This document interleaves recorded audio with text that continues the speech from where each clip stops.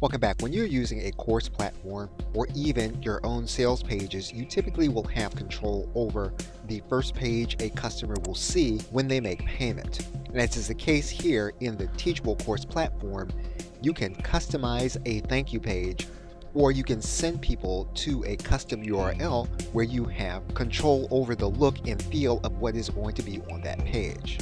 Regardless, one of the most important pages that you will have as an author and product creator will be your thank you page.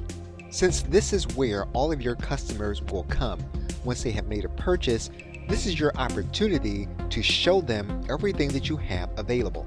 And so it's on this page that you want to show individuals if you have other information products available or courses, and that you make your other published works available by showing them on your page. And typically, you will be able to edit any page that you're going to be working with in order to place a URL to the specific published work that you want people to see. And so even if you choose not to use a course platform, you want to be in control over your thank you page, making sure that every customer gets an opportunity to see other works that you have available that they can purchase.